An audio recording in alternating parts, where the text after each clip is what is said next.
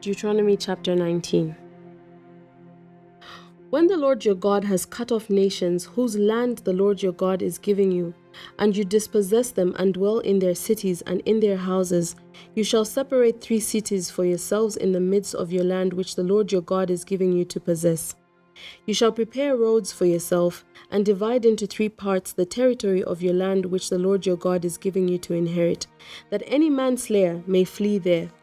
And this is the case of the manslayer who flees there, that he may live.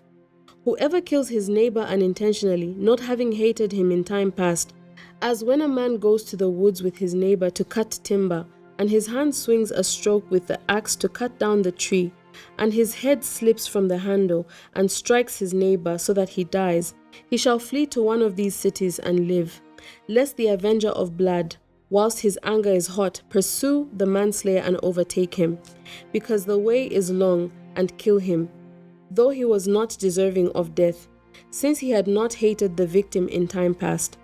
Therefore I command you, saying, you shall separate 3 cities for yourself.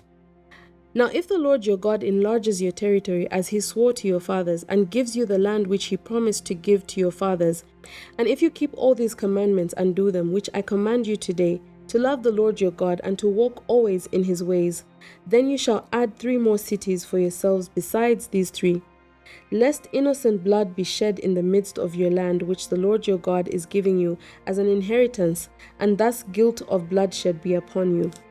But if anyone hates his neighbor, lies in wait for him, rises against him and strikes him mortally so that he dies, and he flees to one of these cities, then the elders of his city shall send and bring him from there, and deliver him over to the hand of the avenger of blood, that he may die. Your eye shall not pity him, but you shall put away the guilt of innocent blood from Israel, that it may go well with you. You shall not remove your neighbor's landmark, which the men of old have set, in your inheritance which you will inherit in the land that the Lord your God is giving you to possess. 1 witness shall not rise against a man concerning any iniquity or any sin that he commits. By the mouth of 2 or 3 witnesses the matter shall be established. If a false witness rises against any man to testify against him of wrongdoing, then both men in the controversy shall stand before the Lord, before the priests and the judges who serve in those days. And the judges shall make careful inquiry, and indeed, if the witness is a false witness, who has testified falsely against his brother, then you shall do to him as he thought to have done to his brother. So you shall put away the evil from among you. And those who remain shall hear and fear, and hereafter they shall not again commit such evil among you. Your eye shall not pity, life shall be for life, eye for eye, tooth for tooth, hand for hand, foot for foot. Chapter 20. When you go out to battle against your enemies and see horses and chariots and people more numerous than you, do not be afraid of them, for the Lord your God is with you, who brought you up out from the land of Egypt.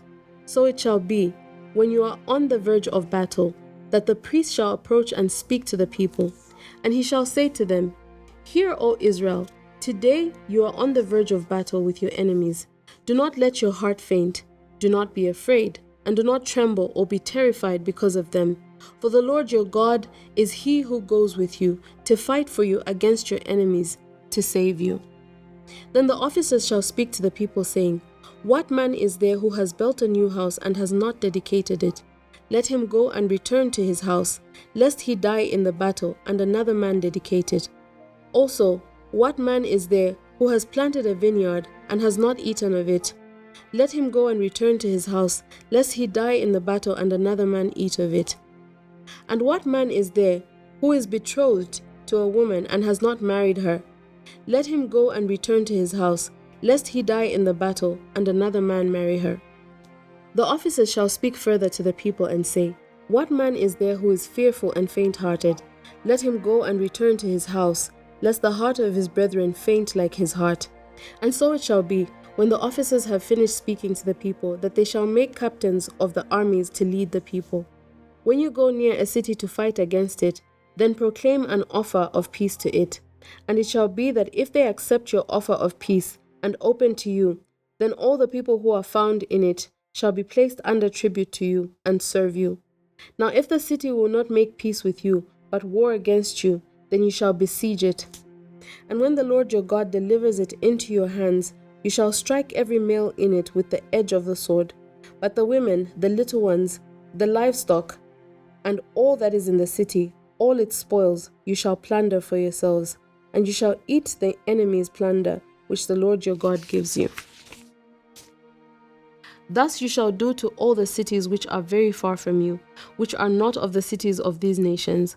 But you shall utterly destroy them, the Hittite, and the Amorite, and the Canaanite, and the Perizzite, and the Hivite, and the Jebusite, just as the Lord your God has commanded you, lest they teach you to do according to all their abominations which they have done for their gods, and you sin against the Lord your God. When you besiege a city for a long time while making war against it to take it, you shall not destroy its trees by wielding an axe against them. If you can eat of them, do not cut them down to use in the siege, for the tree of the field is man's food. Only the trees which you know are not trees for food you may destroy and cut down to build siege works against the city that makes war with you, until it is subdued. Chapter 21. If anyone is found slain, lying in the field in the land which the Lord your God is giving you to possess, and it is not known who killed him, then your elders and your judges shall go out and measure the distance from the slain man to the surrounding cities.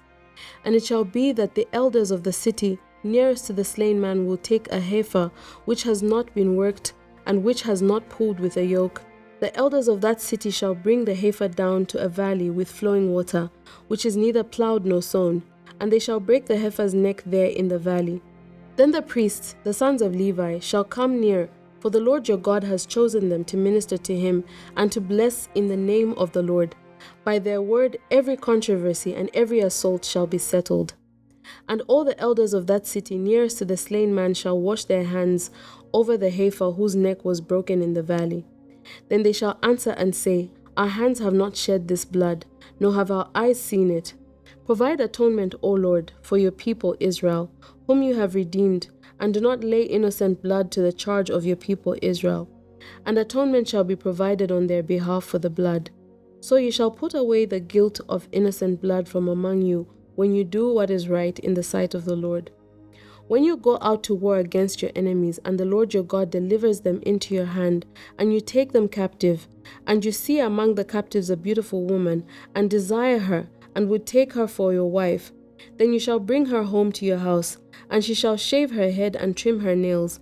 She shall put off the clothes of her captivity, remain in your house, and mourn her father and her mother a full month. After that you may go into her and be her husband, and she shall be your wife. And it shall be, if you have no delight in her, then you shall set her free. But you certainly shall not sell her for money. You shall not treat her brutally, because you have humbled her. If a man has two wives, one loved and the other unloved, and they have borne him children, both the loved and the unloved, and if the firstborn son is of her who is unloved, then it shall be, on the day he bequeaths his possessions to his sons, that he must not bestow firstborn status on the son of the loved wife in preference to the son of the unloved, the true firstborn, but he shall acknowledge the son of the unloved wife as the firstborn by giving him a double portion of all that he has, for he is the beginning of his strength. The right of the firstborn is his. If a man has a stubborn and rebellious son who will not obey the voice of his father or the voice of his mother, and who, when they have chastened him, will not heed them, then his father and his mother shall take hold of him and bring him out to the elders of the city, to the gates of the city, and they shall say to the elders of the city, This son of ours is stubborn and rebellious. He will not obey our voice. He is a glutton and a drunkard. Then all the men of his city shall stone him to death with stones.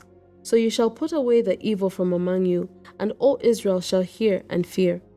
If a man has committed a sin deserving of death, and he is put to death, and you hang him on a tree, his body shall not remain overnight on the tree, but you shall surely bury him that day, so that you do not defile the land which the Lord your God is giving you as an inheritance, for he who is hanged is accursed of God.